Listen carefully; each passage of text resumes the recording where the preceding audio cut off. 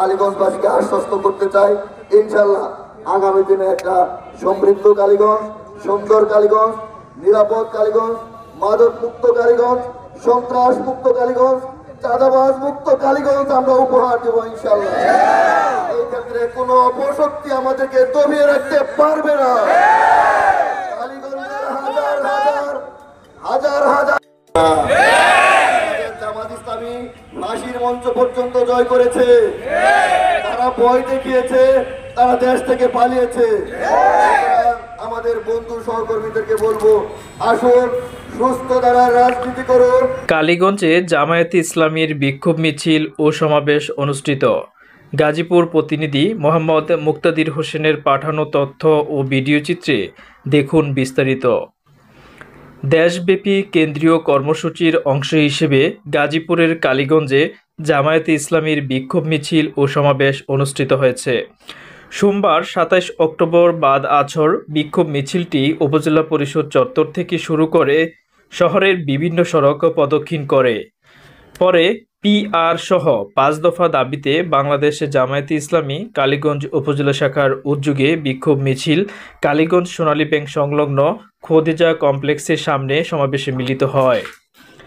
বাংলাদেশ জামায়াতে ইসলামী কালীগঞ্জ উপজেলার আমির হাজী আফতাব উদ্দিনের সভাপতিত্বে প্রধান অতিথি হিসেবে উপস্থিত ছিলেন বাংলাদেশ জামায়াতে ইসলামীর কেন্দ্রীয় মজলিসের শূরা সদস্য, গাজীপুর মহানগর জামায়াতের নায়েবে আমির, গাজীপুর ৫ আসনের সংসদ সদস্য পদপ্রার্থী জননেতা মোহাম্মদ খায়রুল হাসান। কালীগঞ্জ পৌরসভা জামায়াতের আমির মাওলানা মোহাম্মদ আমিমুল এহসান এর সঞ্চালনায় অন্যান্যদের মাঝে বক্তব্য রাখেন উপজেলা জামায়াতের শূরা সদস্য মোহাম্মদ মুখলিসুর রহমান খান, উপজেলা নায়েবে আমির মাওলানা মোহাম্মদ বদিউজ্জামান ও মাওলানা মোহাম্মদ শফিউল্লাহ প্রমুখ। এ সময় উপজেলা, পৌরসভা ও বিভিন্ন ইউনিয়ন জামায়াতের নেতৃবৃন্দ উপস্থিত ছিলেন। জামাত ইসলামী ফাঁসির মঞ্চ পর্যন্ত জয় করেছে, তারা ভয় দেখিয়েছে, তারা দেশ থেকে পালিয়েছে। আমাদের বন্ধু সহকর্মীদেরকে বলবো, আসুন সুস্থ ধারার রাজনীতি করুন, আমাদের জনগণকে ভয় দেখানোর চেষ্টা। তারপরে আমাদের যে দাবি, উভয় পক্ষকে পিআর পদ্ধতি চালু করা। অনেকে বলে যে পিআর বুঝে না, পিআর না বুঝার কিছু না, আসলে তারা সবই বুঝে, কিন্তু না বুঝার ভান। সদস্য গাজীপুর মহানগরের নায়েবে আমির জনাব খায়রুল হাসান ভাই, জনাব খায়রুল হাসান ভাই।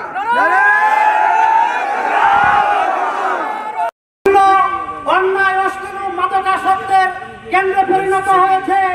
বিগত ডাকসু নির্বাচন সুযোগ না পায় আমরা চিরকাল ফ্যাসিবাদ মুক্ত একটি অবাধ ও নিরপেক্ষ নির্বাচন।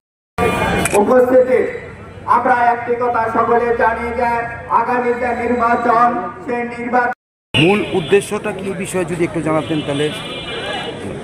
আসসালামু আলাইকুম রহমতুল্লাহ। ধন্যবাদ আপনাকে। আপনাদের মাধ্যমে দেশবাসীকে আমরা জানাইতে চাই, ইতিমধ্যে বাংলাদেশ জামাত ইসলামী যে সুনির্দিষ্ট 5টা দাবিকে সামনে রেখে কর্মসূচি ঘোষণা করা হয়েছে। এই কর্মসূচির আজকে যেই ধাপ, সেটা হলো সারা বাংলাদেশের থানা পর্যায়ের, উপজেলা পর্যায়ের কর্মসূচি।